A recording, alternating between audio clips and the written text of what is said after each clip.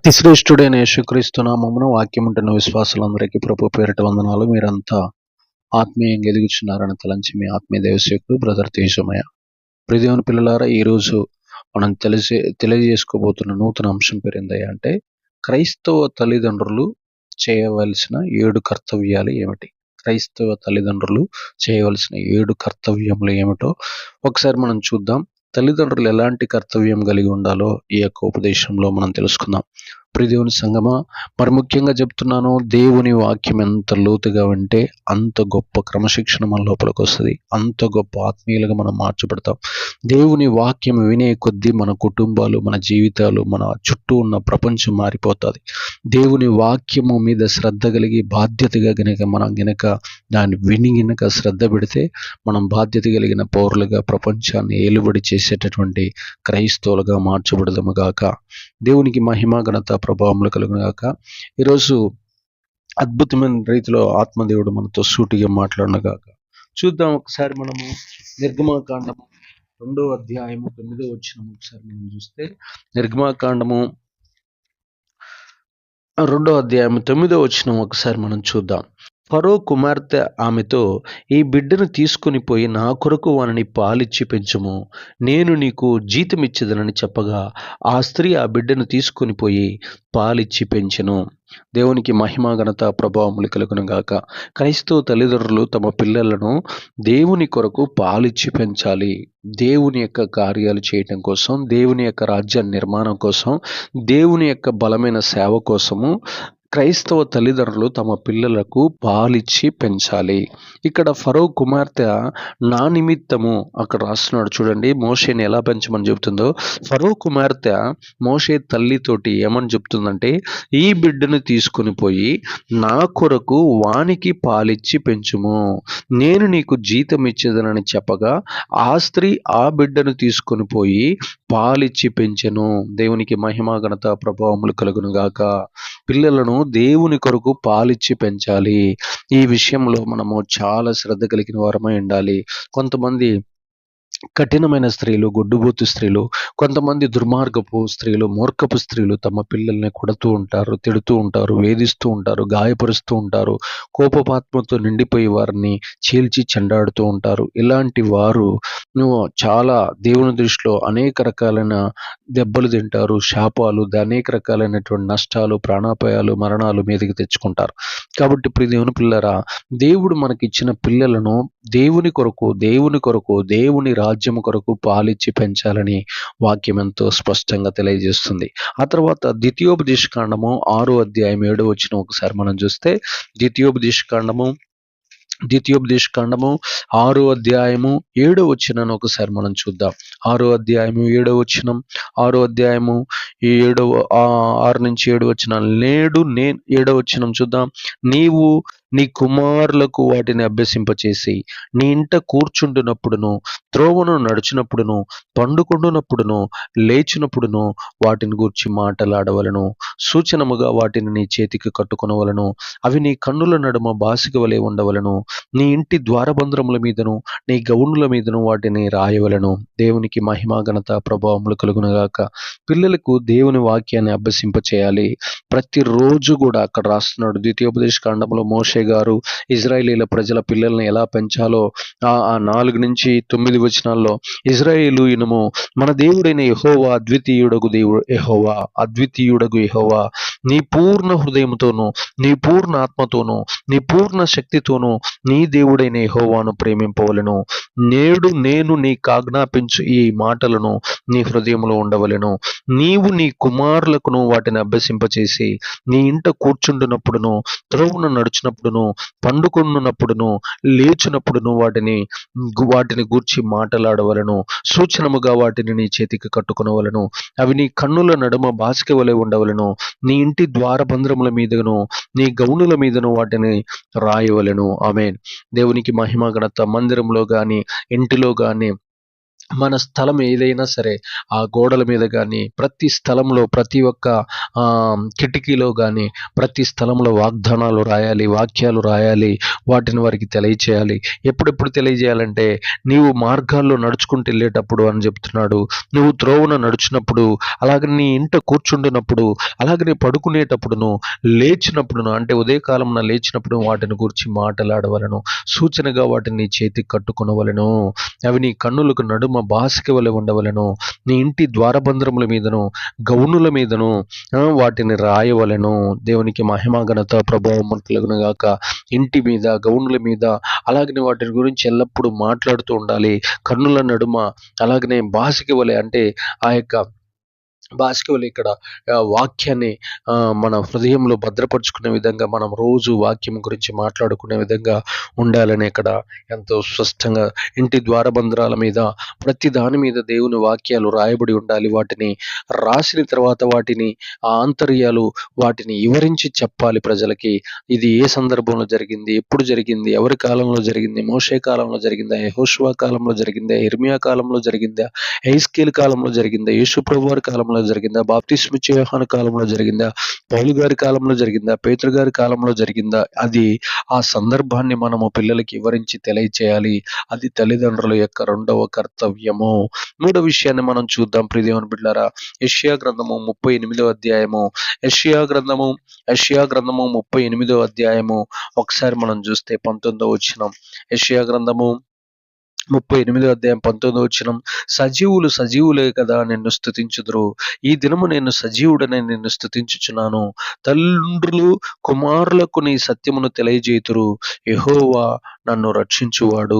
ఆమేన్. దేవునికి మహిమ ఘనత ప్రభావం. పిల్లలకును సత్యము తెలియజేయాలి, పిల్లలకు స్తుతి ప్రార్థన నేర్పాలి.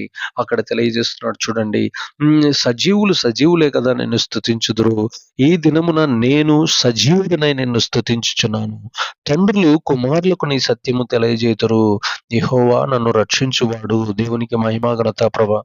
పిల్లలకు యేసు ప్రభువారు చేసిన త్యాగము, యేసు ప్రభువారు చేసినటువంటి సిలువ యాగము, యేసు ప్రభువారు చేసిన ఆత్మ అర్పణ, యేసు ప్రభువారు చేసిన సర్వమానవాళి కోసం ఆయన గొర్రెపిల్లగా వధించబడిన విధానము, ఆ సిలువను గూర్చిన వార్త ఆ పిల్లలకి మనం నూరిపోయాలి. ఆ తర్వాత అసలు సంఘం ఎందుకు ఏర్పాటు చేశాడు, సంఘానికి ప్రజలు ఎందుకు వస్తున్నారు, అనేక రకాలైన రోగాలతో, వ్యాధులతో, దయ్యాలతో, మంత్రాలతో, చీకటి అంధకార శక్తులతో వచ్చినప్పుడు సంఘమును స్థాపించినటువంటి దేవుడు సంఘం ద్వారా ప్రపంచ ప్రజల్ని ఎలా విడిపిస్తున్నాడు, వారి జీవితాల్లో ఎలాగా అద్భుతాలు, ఆశ్చర్యకార్యాలు, సూచక్రియలు, విడుదలలు, స్వస్థతలు, ఎన్నో రకాలైన మేళ్ళు, ఎన్నో రకాలైనటువంటి ఆశీర్వాదాలు, విజయాలు వారికి ఎలా ఇస్తున్నారో ఆ సత్యముల గురించి మనము పిల్లలకి నేర్పాలి, బోధించాలి, తెలియచేయాలి. యేసు ప్రభువారు చేసినటువంటి కార్యాలు, ఆ తర్వాత బైబిల్లో ఉన్న ప్రవక్తలు చేసిన అద్భుతమైన ఆశ్చర్య కార్యాలు మనం పిల్లలకి తెలియజేస్తూ ఉండాలి. దేవుణ్ణి మనం ఎందుకు స్తుతించాలో, దేవుణ్ణి మనం ఎందుకు గణపరచాలో, దేవుని దగ్గర క్రమశిక్షణ ఎందుకు నేర్చుకోవాలో, దేవుని దగ్గర ప్రార్థన జీవితం ఎందుకు ఆరంభించాలో, దేవుని దగ్గర ఉపవాసాలు ఎందుకు ఉండాలో, దేవుని దగ్గర ఎలా మొర్రపెట్టి దైవికమైన వాగ్దానాలు పొందాలో, దేవుని వరాలు ఎలా పొందాలో, ఆత్మఫలములు ఎలా పొందుకోవాలో, దేవుని ప్రత్యక్షతలు ఎలా పొందుకోవాలో, ఇవన్నీ కూడా మనం పిల్లలకి మన దేవుని యొక్క సత్యమును గురించిన బోధ వారి చెవుల్లో రోజు వారికి అర్థమయ్యేటట్లు సున్నితంగా, మృదువుగా వారికి తెలియచేయాలి. మన దేవుడు ఎలాంటి అద్భుతాలు చేశాడు, ఎర్ర సముద్రాన్ని ఎలా చీల్చాడు, చచ్చిపోయిన శవాలను ఎలా లేపాడు, అలాగా ఆయన చేసిన అద్భుత కార్యాలు, ఆశ్చర్యకార్యాలు, ఆయన చేసిన సత్యముతో కూడుకున్నటువంటి ఊహకందనటువంటి ఘనకార్యాలు, శూరకార్యాలను మనము మన పిల్లలకి తెలియజేయాల్సిన భారము తల్లిదండ్రుల మీద ఉన్నది. ఆయన గురించిన సత్యము చెప్పాలి. సత్యము మనల్ని స్వతంత్రులుగా చేస్తుందని, యేసు ప్రభువారే మార్గము, సత్యము, జీవము, పరలోకానికి వెళ్ళటానికని, ఇక భూలోకంలో ఉన్నటువంటి కల్పిత కథలు, కల్పిత మతాలు, కల్పిత ఆచారాలు, కల్పిత సాంప్రదాయాలన్నీ, అనేక రకాలైనటువంటి మానవుల కల్పితాలని, అవన్నీ భ్రమల ప్రపంచానికి, సాతాను లోకానికి తీసుకొని వెళ్ళిపోతాయని ఆ సత్యాన్ని మనం బాగా పిల్లలకి నూరిపోయాలి, తెలియచేయాలి. దేవునికి మహిమ ఘనత ప్రభావములు కలుగును గాక. సామెతల గ్రంథం 22వ అధ్యాయం ఒకసారి మనం చూస్తే, సామెతల గ్రంథము 22వ అధ్యాయము ఒకసారి మనం చూద్దాం. సామెతల గ్రంథం 22:6. సామెతల గ్రంథం 22:6. అక్కడ రాయబడిన మాటను మనం పరిశీలించి చూస్తే చూడండి, బాలుడు నడవవలసిన త్రోవను వానికి నేర్పము, వాడు పెద్దవాడైనప్పుడు దానిలో నుండి తొలగిపోడు, వృద్ధుడైనప్పుడు దానిలో నుంచి తొలగిపోడు. దేవుని మార్గాన్ని పిల్లలకి బాగా తల్లిదండ్రులు నేర్పించాలి.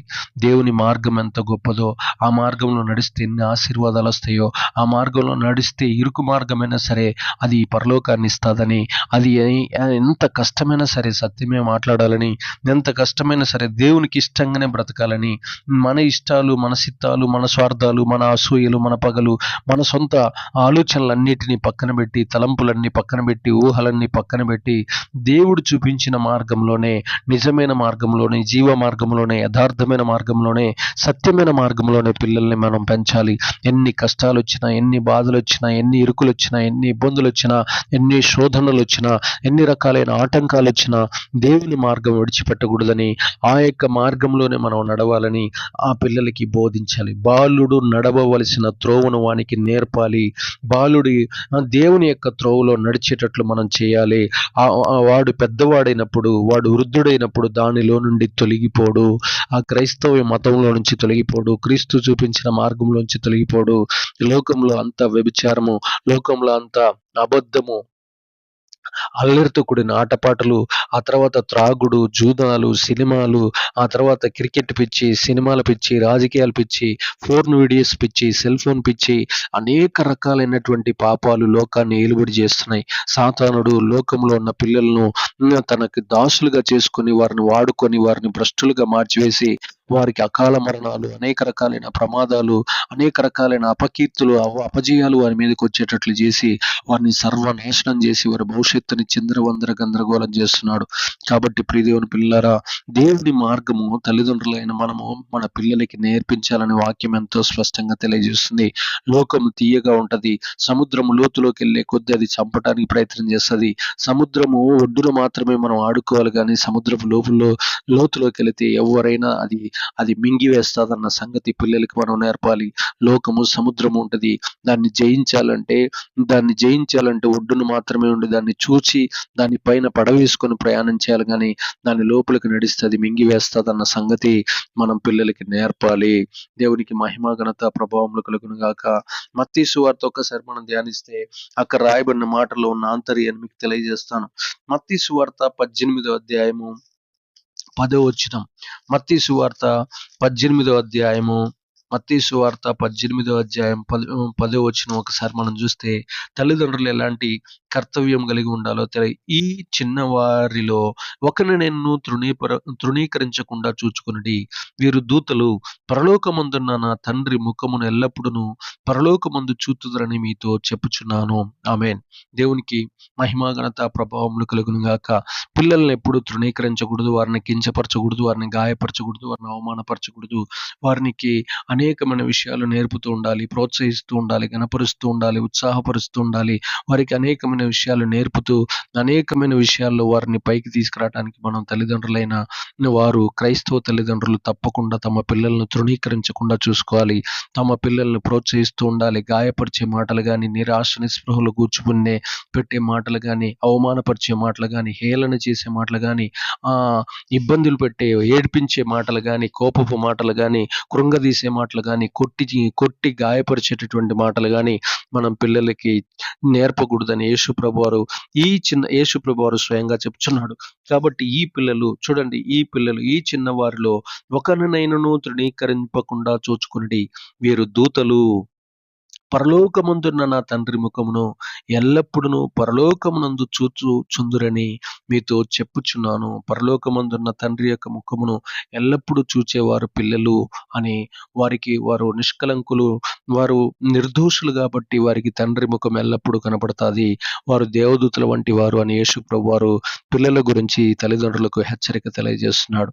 కొరింథీయులకు రాసిన మొదటి పత్రిక 12వ అధ్యాయము 14వ వచనాన్ని ఒకసారి మనం చూద్దాం. ప్రియదేవుని బిడ్డలారా, అక్కడ రాయబడినటువంటి మాటను పరిశీలించి చూద్దాం.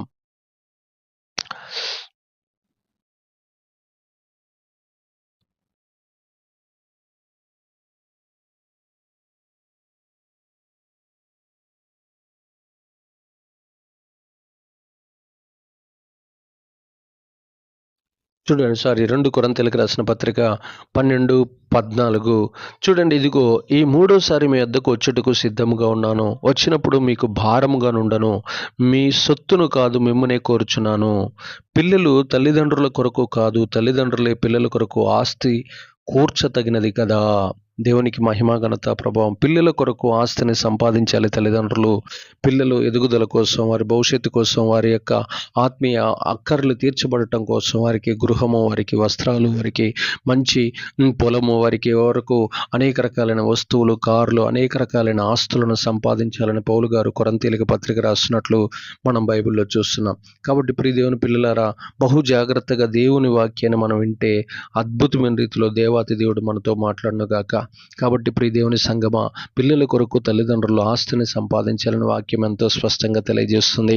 వారి యొక్క ఎదుగుదల కోసం, వారి యొక్క అభివృద్ధి కోసం, వారి యొక్క మంచి భవిష్యత్తు కోసం, వారికి మంచి మంచి వాటిలో పెట్టుబడి పెట్టి వారి పేర్ల మీద ఆస్తిని సంపాదించి వారికి బహుమానాలుగా ఇవ్వాలని తల్లిదండ్రులకు ఒక భారమైన బాధ్యతను దేవాతి దేవుడు తన యొక్క ప్రవక్త, తన యొక్క అపోస్తులుడి ద్వారా మనకు తెలియజేస్తున్నాడు. అపోస్తులుడైన పౌలు గారు ఈ కొత్త నిబంధనలో ఉన్నటువంటి